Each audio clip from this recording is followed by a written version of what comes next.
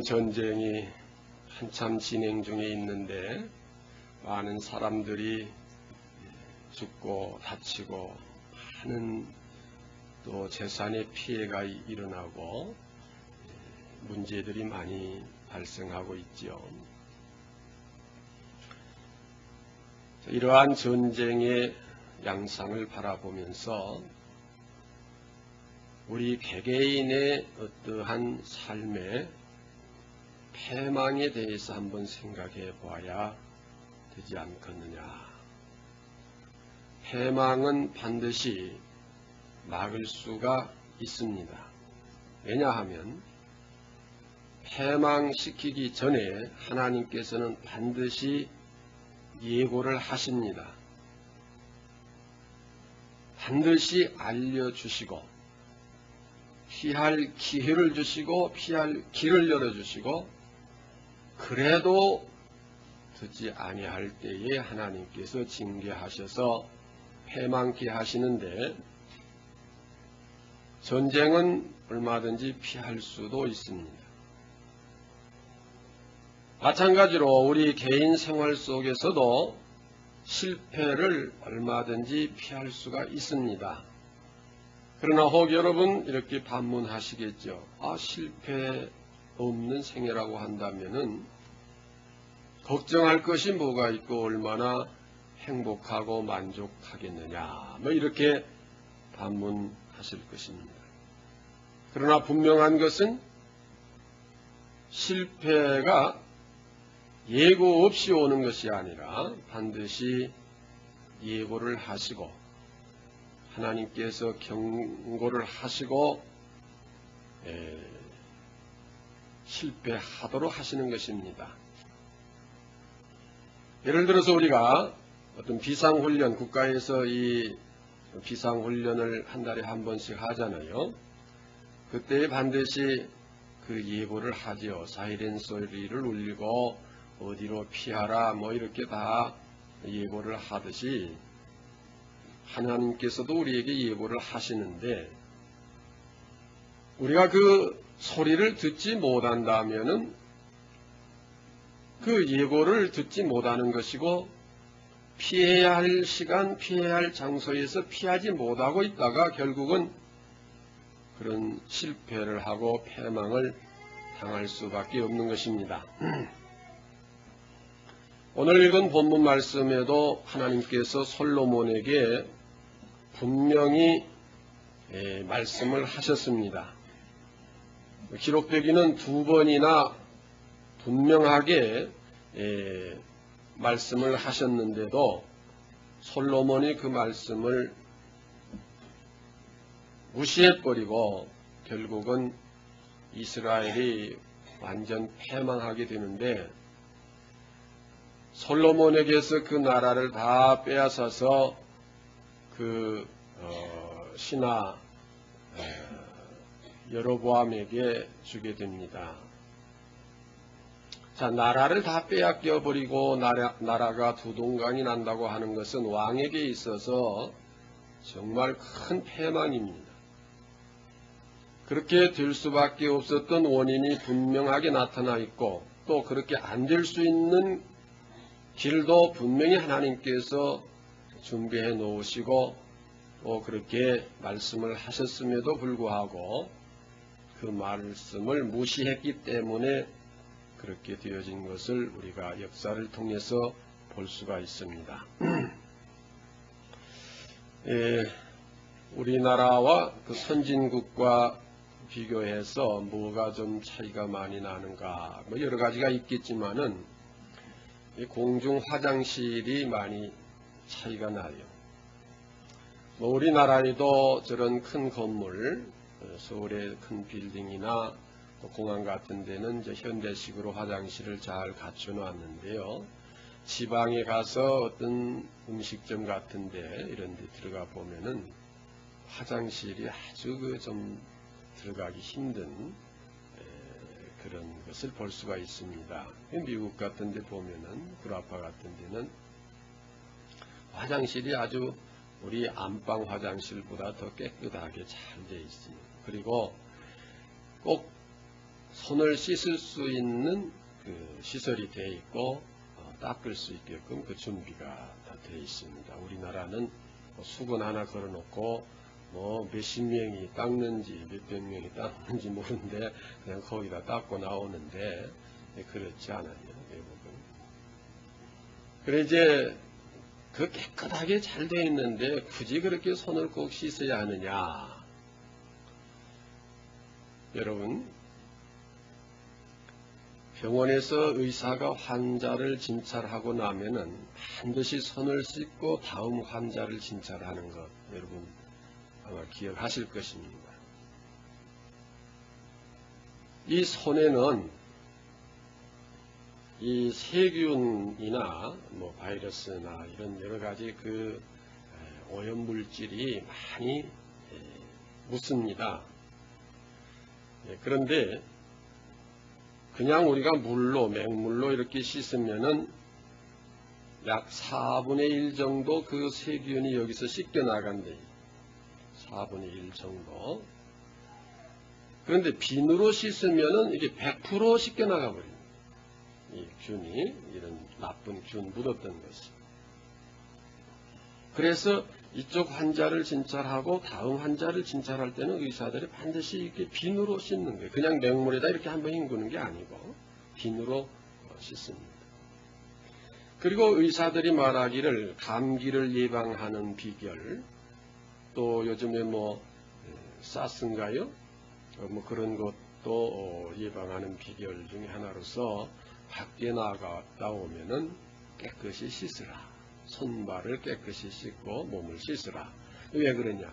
공기 중에 있던 균이라든지 또 손에 묻었던 균이 내 몸에 있을 수 있는데 그냥 씻으면 이게 안 나가지만은 비누로 씻으면 깨끗이 나간다고 하는 것입니다.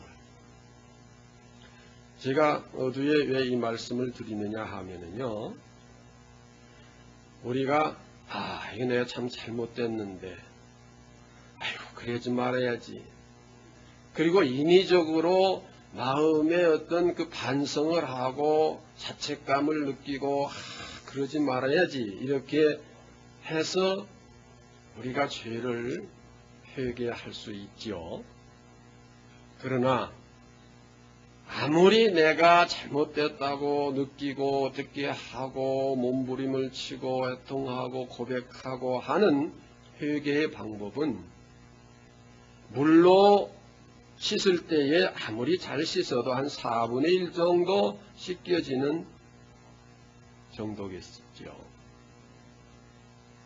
그러나 대충 씻는 것 같아도 비누를 묻혀서 한번 이렇게 씻으면은 이 손에 묻었던 균이 100% 다 씻겨져 나가버린다고 하는 것입니다. 마찬가지로 우리가 우리의 죄를 씻고 해결하는 비결도 내 속에 성령이 오셔서 내 마음을 평안하게 하고 기쁘게 하고 소망을 갖게 하고 내 마음을 주님을 사랑할 수 있는 뜨거운 마음으로 변화를 시키고 내가 누군가를 위해서 헌신하고 봉사해야 되겠다고 하는 마음의 결심을 갖게 하시고 내가 지난날에 살던 그런 생활을 이제는 청산해서 새롭게 좀 더 주님 말씀을 따라서 살아야 되겠다고 하는 그러한 내 속에 성령 역사를 통한 변화가 올 때는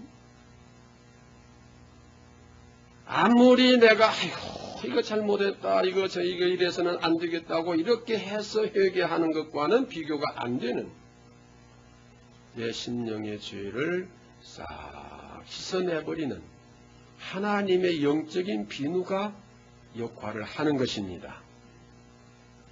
그렇기 때문에 우리가 이 예배를 드리면서 성령의 은혜를 충만히 받는다고 하는 것은 곧 우리가 밖에 나갔다 와서 손을 비누로 깨끗이 씻는 것과 같아서 여러 가지 병균이라든지 오염물질이라든지 이런 것을 깨끗이 씻어버려서 우리의 건강을 유지하는 것과 마찬가지. 그러므로 이 시간 여러분이 이 예배를 참여하는 자세가 그냥 습관적으로 이렇게 왔다 가는 그런 예배가 아니라 또 마지못해서 뭐 어디 앉아 있는 그런 식의 예배가 아니라 진심으로 내가 하나님을 사랑하고 경외하는 마음, 내가 말씀을 사모하는 마음, 그런 기쁨과 감사 속에서 이 예배를 드릴 때에 하나님께서는 우리의 죄를 싹 녹여버리시는 줄로 믿습니다. 이 안이 밤이 돼서 깜깜하다 할지라도 이 스위치를 올려서 불을 딱 켜면은 그 깜깜함이 다 없어져요. 환해지죠? 그러면 그 깜깜했던 그 어둠이 어디로 빠져나갔느냐, 어디로 이게 흘러나갔느냐, 전부 밀폐됐는데 어디로 빠져나갔느냐, 우리가 그렇게 생각하지 않잖아요. 아무리 깜깜했어도 불이 켜지면 환한 것처럼, 아무리 더러운 것이 묻었어도 비누로 씻으면 깨끗이 나가는 것처럼, 우리가 지난날 여러 가지 죄와 허물을 가지고 이 시간 나왔다 할지라도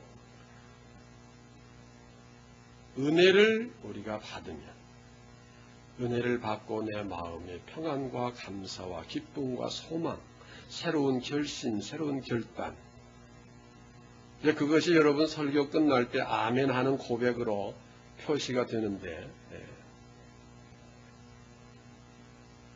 그 은혜가 임할 때에 새로워지는 거예요.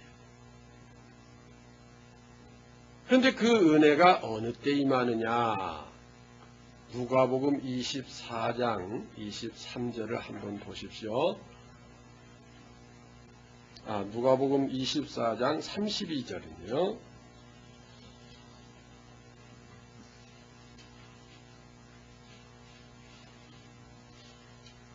우리에게 성경을 풀어주실 때에 우리 속에서 무엇이 어떠더냐?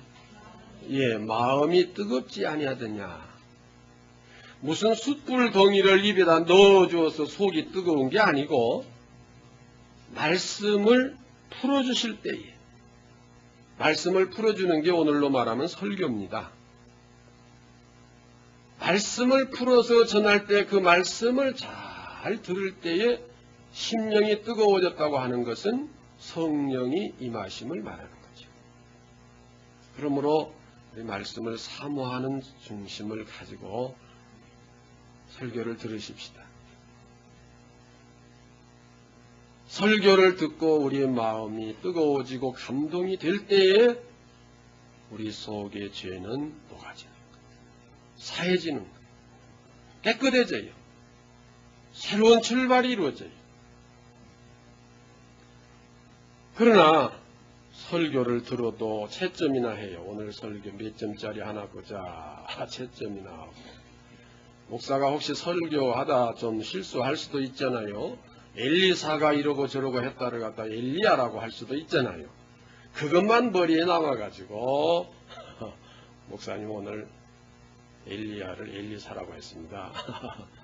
그것만 뭐 신경 쓴다든지 별거 아닌 것에 사로잡혀서 하나님의 말씀의 의미를 놓치면 안 되겠다고 하는 것입니다.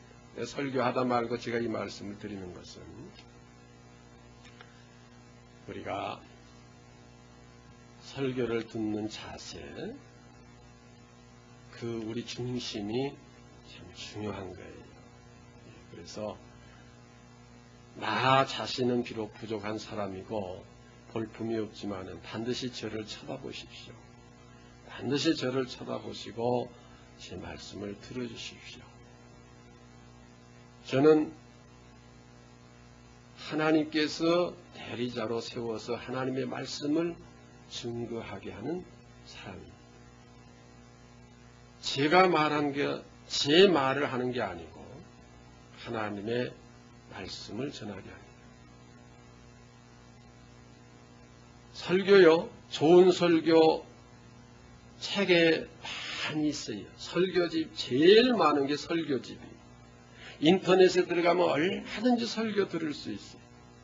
얼마든지 원고 따다가 내가 직접 타이핑 안 해도 그 원고 그냥 프린터 뽑아서 감정을 넣어서 읽으면 또 설교 될 수 있어요.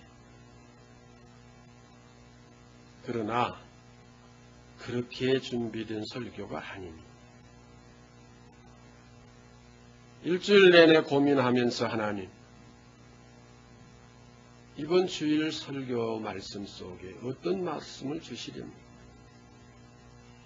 그래서 일주일 내내 되어지는 여러 가지 사건들을 보면서 또 어떤 이야기를 들으면서 어떤 일을 하면서 어떤 체험을 하면서 하나님께서 다음 주일에 주실 말씀이 이 속에 있는가? 이 사건을 통해서 어떤 말씀을 주시려고 하는가?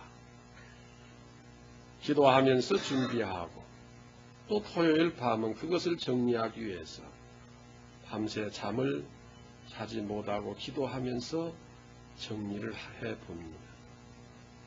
그러니까 이것은 제 개인의 어떤 사상과 개인의 어떤 의견을 이야기한다고 생각지 마시고 하나님께서 잘났든 못났든 세운 자를 통해서 주시는 말씀이라. 어떤 분이 그럽디다. 옛날 시골서.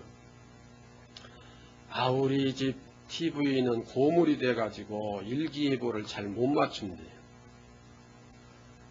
그렇습니까?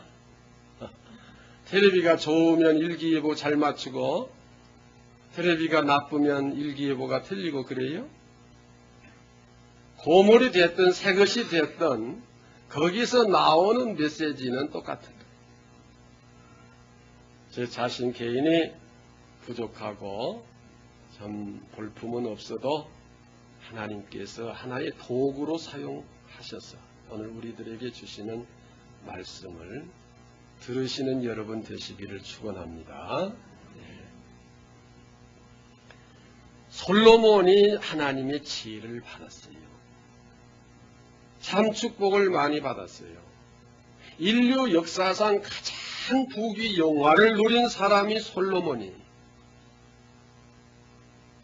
그러나 주님의 평가는 그 많은 재산, 그 권력, 그 명예, 그 화려했던 모든 것이 저 들에 있는 들풀 하나만 못하다 그랬어요. 그러기에 솔로몬이 마지막에 전도서를 기록하면서 제일 첫 마디에 뭐라고 썼어요? 헛되고 헛되고 헛되니 헛되고 헛되도다. 전부 헛되도다 이거예요. 왕이 된 것도 헛되다. 많은 물질을 가지고 부귀영화를 누린 것도 헛되다. 지혜가 많았던 것도 헛되다. 아마 그가 여러 가지를 생각해서 일일이 그걸 다 표현은 못하지만 결론적으로만 헛되고 헛되고 헛되고 헛되도다. 그렇게 표현을 했습니다. 그리고 전도서를 다 기록하고 우리 유아실에도 말씀 듣는 데 집중하세요. 다 기록하고 결론이 뭐냐 하면은 일의 결국을 다 보았으니 하나님을 경외하고 그 명령을 지킬지어다. 이것이 사람의 무엇이니라? 본분이니라 그랬어요. 솔로몬같이 그렇게 화려한 왕이었지만은 결국에 가서는 모든 것이 헛되다고 고백할 수밖에 없었고 하나님께서 그에게 나라를 빼앗아 버린 결과가 되어졌다고 하는 것입니다. 왜 그랬느냐? 지혜도 하나님께로부터 왔습니다. 왕권도 하나님께로부터 왔습니다. 그에게 모든 물질도 하나님께로부터 왔습니다. 본래 솔로몬은 왕이 될 수 없었어요. 장자도 아니고 본부인에게서 난 아이도 아니잖아요. 그러나 다윗이 하나님 앞에 얼마나 간절하게 회개하고 정말 하나님 앞에 새롭게 믿음으로 바로 섰기 때문에 바세바에게서 난 아들을 솔로몬을 왕으로 삼아 주신 것이죠. 자, 이렇게 하나님의 은혜를 입은 자가 하나님께서 주신 지혜를 인간적인 방법으로 사용하고 말았습니다. 그것이 뭐냐? 이스라엘 나라는 강대국 사이에서 자그마한 나라로서 어느 나라가 마음만 먹으면 하루아침에 삼켜버릴 수 있는 나라입니다. 그렇기 때문에 솔로몬이 지혜를 짜내서 어떻게 하면은 어떤 강대국이 침범했을 때 그 침략을 막고 우리나라가 건전하게 존재할 수 있을까? 그런 지혜를 짜낸 것이 주변국들과 동맹을 맺어서 다른 나라가 침범할 때에 막자고 하는 그런 계획을 세웠고, 그 당시 동맹의 방법으로서는 사돈을 맺는 것이 하나의 방법이었습니다. 그래서 바로 왕의 딸과 결혼을 하게 되고 애굽과 동맹을 맺어서 다른 나라가 침략을 하면은 애굽의 도움을 받으려고 했던 것입니다. 그러다 보니까 또 여러 나라와 이렇게 유대를 맺게 됐어요. 애굽뿐만 아니라 모압과 암몬과 에돔과 또 시돈, 헷 이러한 자그마한 나라들과 유대를 동맹관계를 가지면서 그 나라의 여인들을 전부 또 왕비로 맞아들이는데 그 숫자가 후비가 700인이요 빈장이 300인이라 합쳐서 1000명입니다. 빈장이라고 하는 소실이라는 것이죠. 자, 이러한 그 정책을 쓴 것은 인간적인 지혜였습니다. 그러다 보니까 자연히 그 당시 동맹 조건으로서는 그 왕비를 데려올 때 그 왕비가 섬기는 종교를 받아들이게 되고 그것을 위해서 그 종교의 제사장들을 받아들이게 되고 그 제사장들을 국고에서 지원하여 먹여 살리게 되고 또 그들이 섬길 수 있는 신당을 지어주게 됩니다. 그러니 자연히 잡탕이 되어버리죠. 이 나라 저 나라 모든 섬기는 그 신들이 다 이스라엘 땅에 들어오게 돼요. 오늘 읽은 말씀에도 또 그런 신들의 이름이 많이 나타나고 있죠. 아스가롯과 또 밀곰 그 다음에 여러 가지가 있습니다만은 이런 그 좀 속된 표현으로 잡탕신이 되어버렸어요. 그렇다고 하나님을 안 믿는 게 아니었어요. 하나님을 믿으면서도 이런 신 저런 신 모든 신들을 섬기고 그 신들을 위해서 신당을 지어주고 이런 일들을 했습니다. 자, 여러분 다른 종교와 우리 기독교와의 차이점이 뭐냐 하면은 다른 종교도 신을 섬긴다고 해요. 그러나 그 신이 우리 하나님 신이 될 수는 없지만은 혹 그렇게 하나님으로 자기들 나름대로는 인정한다고 하더라도 다른 면이 뭐냐? 다른 종교는 자기를 위해서 하나님을 섬기는 거예요. 우리나라를 잘되게 해주시고 나의 사업이 잘되게 해주시고 내가 건강하게 해주시고 내 병도 낫게 해주시고 우리 자녀들도 잘되게 하시고 뭐도 잘되고 뭐도 잘되고 잘되게 해주시옵소서 하고 제사를 드려요. 그러니까 제물을 막 많이 드리면은 더 복을 많이 받을 걸로 생각을 합니다. 그래서 드리다 최후에 뭐까지 드려요? 자식까지 드려요. 자식까지. 그 왜 그러냐? 좀 비싼 거 드려야 많은 거 주시지 않겠느냐 하는 그런 논리죠. 그래서 돼지를 드려요. 돼지. 다른 이방 종교에서는 거의 제물이 돼지로 들어가지. 자, 이 안 믿는 사람들 제사 지내고 고세 지내는 거 보면 반드시 돼지 머리가 올라가 있어요. 돼지가 그것도 비싼 거 어떤 게 비싸지? 웃고 있는 게 비싸대. 왜 웃고 있는 게 비싸냐면은 웃어야 입이 벌어지고 그래야 거기다 10,000원짜리 하나씩 끼는데 더 많이 끼어질 거 아니에요. 웃어서 벌어져가지고. 뭐 좀 여담입니다만은, 돼지는 뭐의 상징이라고 그랬어요? 예, 새끼를 많이 낳잖아요, 돼지. 그래서 무슨 꿈 꾸면 복 받을 것 같다고 말하죠?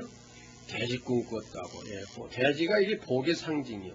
근데 이 복을 받게, 나도 그렇게 복을 받게 해달라고 하는 것이고, 그것은 자기를 위한 것이고 욕심이에요.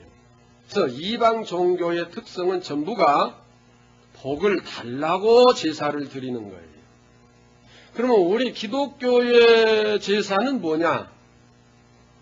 복을 달라는 제사가 아니에요. 은혜를 감사해서 드리는 제사예요. 그래서 희생의 제물로 양이나 소를 드리는 거예요. 소가 새끼 12마리씩 낳는 거 봤어요? 소가 새끼를 2마리 정도 낳으면 그냥 막 신문에 납디다. 아, 어디에 있는 소가 쌍둥이를 낳았다고. 소 1마리밖에 안 나요. 풍요의 상징이 아니에요. 그저 일하고 시키는 대로 들에 나가서 일하고 그리고 또 잡아서 다 소는 버릴 게 없다고 그러대요. 예. 또 양도 봐요. 양도 그저 희생적인 그런 그 상징의 동물 아닙니까? 그래서 나 자신을 저 소처럼 저 양처럼 나 자신을 하나님께 드립니다고 하는 그 희생의 제사예요. 근데 이스라엘 백성들이 이방신을 따라가게 된 것은 복을 더 받기 위해서, 그것은 자기 욕심을 더 채우기 위해서라고 표현할 수가 있지. 그것이 하나님 앞에 죄가 되어서 징계를 받게 되죠. 솔로몬이 하나님께로부터 받은 지혜와 명예와 권력을 인간적으로 사용했다고 하는 것입니다. 오늘 우리는 건강을 축복으로 받았습니다. 여러분 나름대로의 많고 적음은 좀 차이가 있겠지만은 재산이 있을 것입니다. 또 여러분 배운 지식이 있고 재능이 있고 여러 가지 그 하나님께로부터 받은 선물들이 있어요. 우리는 이것을 하나님이 기뻐하신 뜻을 따라서 하나님께 드리는 데 사용을 해야 되는 것입니다. 자, 요즘에 결혼을 잘 안 하려고 하는 사람도 있고 또 결혼을 하려고 해도 조건이 까다로워요.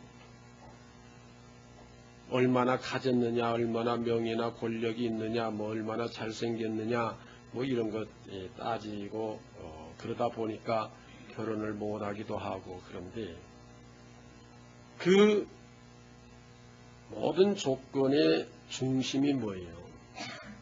다 자기를 위한 거예요. 왜 내가 남의 집에 들어가서 맨 그 종살이나 하고 그냥 뭐 이렇게 그냥 혼자 사는 게 편하다. 그 남을 위해서 희생을 안 하려고 하는. 또 선은 수없이 보는데도 안 되는 건 뭐예요? 다 조건을 따져보니까 나를 위해서 그거 별로다. 나를 위해서. 다 자기 중심으로 생각을 해요. 네, 제가 오늘 좀 시간을 최대한 제가 이렇게 짧게 하려고 합니다만은 한 1, 2분 길어지더라도 이해하십시다. 전 여러분께 드리고 싶은 말씀은 매사를 자기 중심으로 하지 말자 이거예요. 아내는 남편 중심으로 살아가세요. 아내는 남편 중심으로, 남편은 아내 중심으로. 내가 왜 결혼했느냐? 저 사람 데려다가 내가 밥 시켜 먹고 살림시키고 나 이제 뒷바라지 하려고 저 사람 데려왔다. 그러지 마시고 내가 저 사람을 위해서 희생하려고 모시고 왔다.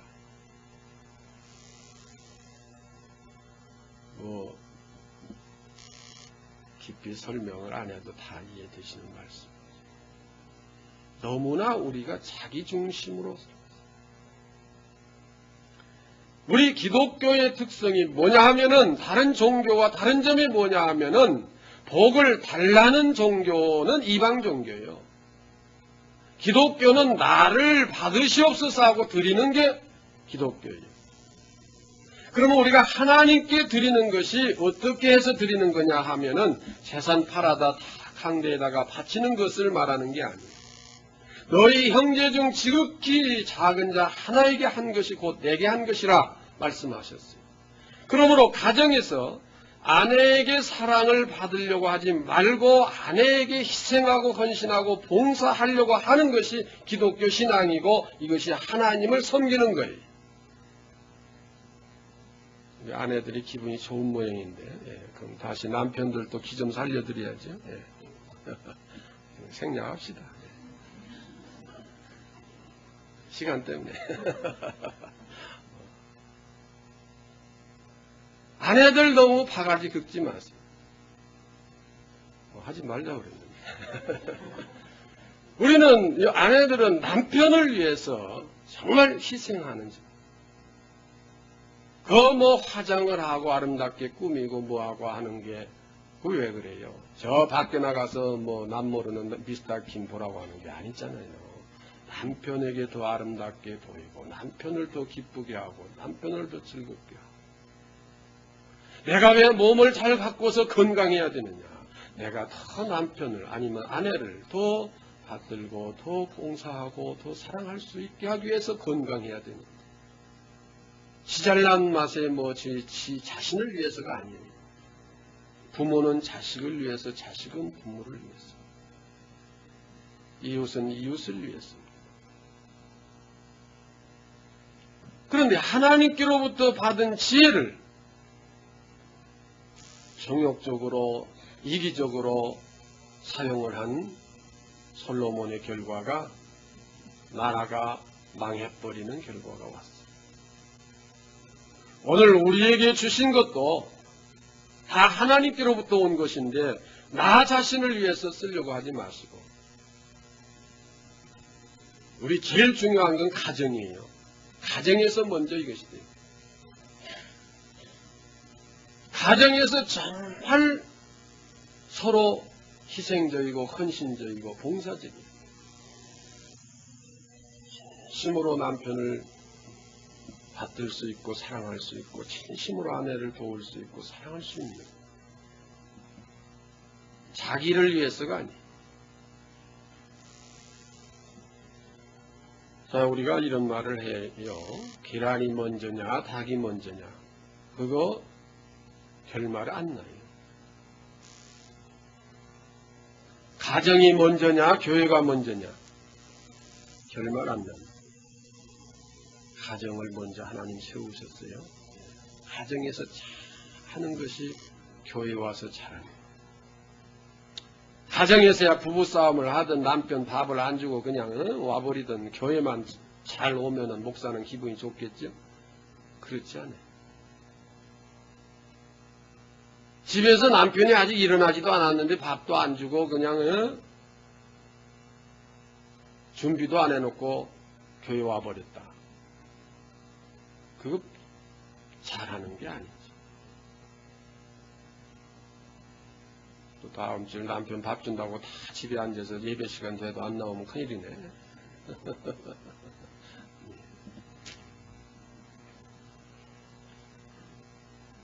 우리가 교회에 나와서 큰 소리로 기도하고 헌금을 많이 드리고 박수치면서 특별히 예배를 드리고 뭐 어떻게 이렇게 하는 종교적 의식, 이것이 신앙이 아니에요.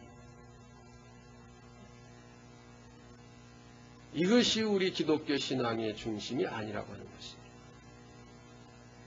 먼저 가정에서 우리가 기독교의 가정 신앙을 이루어야 돼. 기독교의 가정이 뭐냐? 내 자신이 죽도록 상대를 위해서 희생하고 헌신하는 것입니다. 하나님의 뜻을 따라서. 자, 오늘 말씀으로 결론을 냅니다. 솔로몬이 인간적 지혜를 동원해서 하나님이 주신 지혜를 인간화시켜가지고 이방신을 섬기는 결과를 가져왔다고 하는 것입니다. 이방신을 섬긴 것이 무엇이냐? 자기 욕심을 채리기 위한 수단과 방법이라고 하는 것입니다. 망할 때 망할 망정, 나라가 없어질 때 없어질 망정, 하나님을 경외하는 믿음 중심으로 살려고 했다면은, 제가 지난 주일 오후에 설교했죠? 흑판에서 놓고. 기억나십니까? 가나안 땅을 그 경계를 나눠서 배분하는 것을 세 가지로 말씀을 드렸죠? 하나님이 약속하신 것을 분명히 이루어 주신다고 하는 것. 그 다음에 제일 마지막에 뭘 말씀드렸어요? 기억이 안 나시죠?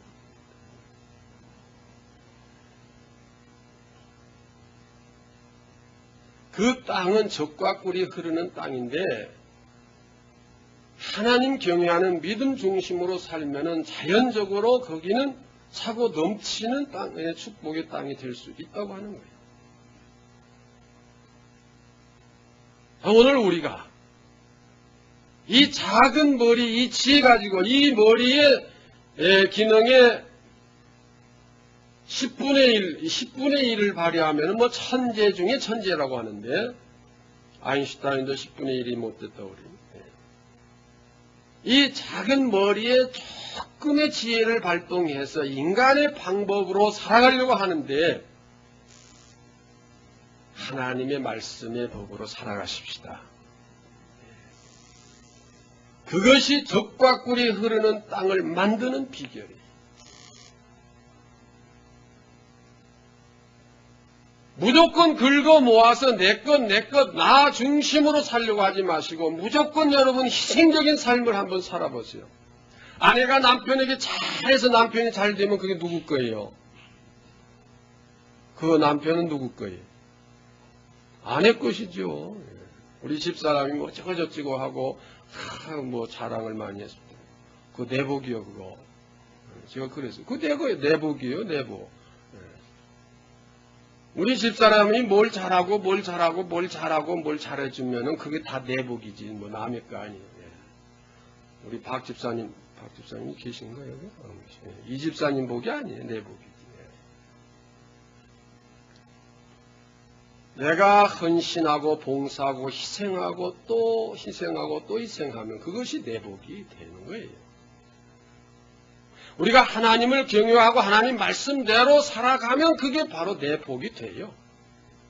그런데 내 복을 먼저 챙기려고 하면 그것이 내 것도 아니고 네 것도 아니고 깨져버리고 마는 것이 돼요.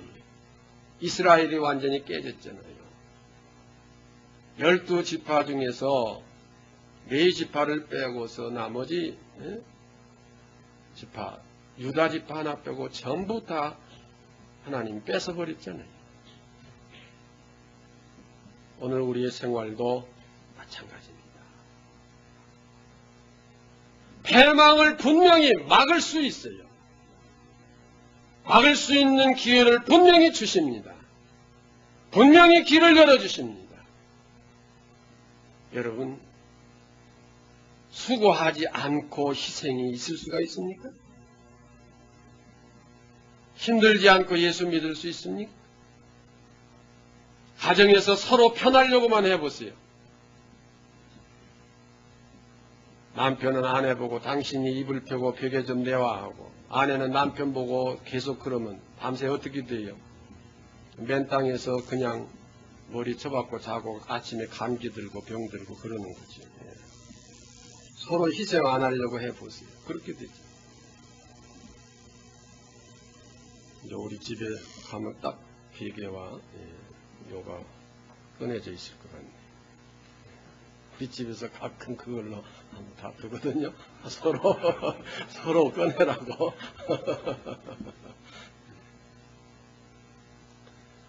그러나 여러분, 저는 자신 있게 여러분 앞에 말씀드리는 것은 우리 아이들이 증인인데 우리 부모님들이 부부싸움 한 것을 한 번도 못 봤다고 하는 거예요. 그리고 나 자신도 아직 기억이 안 나요. 좀 요즘 건망증이 심해서 그런지는 몰라도 언제 내가 싸운 적이 있던가 한번 기억 안 나요. 아직까지 싸우진 못했어요. 바빠서 그랬는지 어쩌는지 몰라요. 여러분 서로 희생하십시오. 부부간만을 말하는 건 아니에요. 부모는 자녀를 위해서 희생하세요. 자녀는 부모를 위해서 희생하세요. 자, 이것이 개선되지 않고 이것이 실행되지 아니하면서 나와서 주여 주여, 이게 좀 순서가 뒤바뀐 거예요. 여러분 학교에 공부를 하려면 단계별로 해야 되잖아요. 초등학교를 마치고 중학교, 고등학교 이렇게 가야 이 정상적인 실력이 될 수 있지. 급하니까 대학부터 들어갔다 나중에 유치원 들어가고 그거 아니잖아요. 가정에서 여러분 우리가 이 믿음의 실천이 있어야 돼요. 그래야 교회 나와서도 큰 일꾼이 될 수 있어요.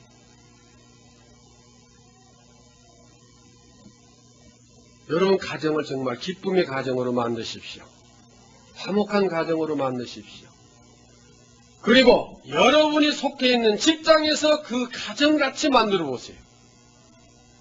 아무리 사장이 나보다 못 배우고 나보다 어린 사람이고 못난 사람일지라도 내가 나가는 직장의 사장님을 자기 아내같이, 자기 남편같이, 자기 부모같이 또는 자기 자녀같이 존경하고 사랑하고 위해서 봉사하고 희생적으로 일해보세요. 그게 기독교 신앙이에요.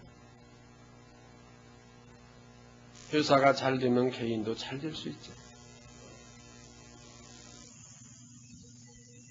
자기가 그래도 밥 먹고 사는 직장을 퇴근만 하면 썩을 놈의 직장 당장 사표 내버리고 싶은데 갈 데가 없은 게 그냥 붙어 있기는 하지만은 어디 생기기만 생기는 그냥 그런 식이 되면 안 되죠.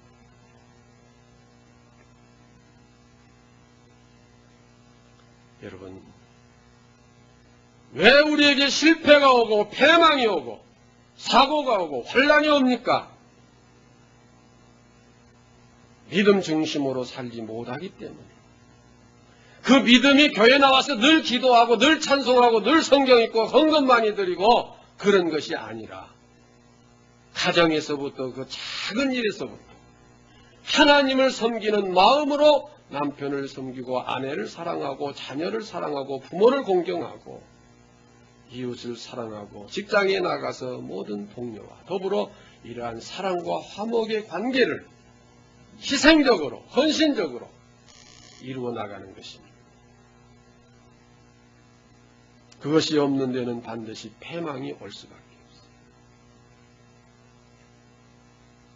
하나님 주신 지혜를 자꾸 인간적으로 써서 더 부강하고 더 어떻게 세력을 끌어들이고 그러려고 보니까 이방신들이 들어오게 되고 이방신을 섬기게 되고 타락하게 되어지는 것입니다. 하나님께서 주신 모든 것 하나님을 섬기는 중심으로 여러분 주위에 가장 가까운 사람부터 하나님을 섬기듯 그렇게 섬기시는 여러분 되시기를 주의 이름으로 축원합니다.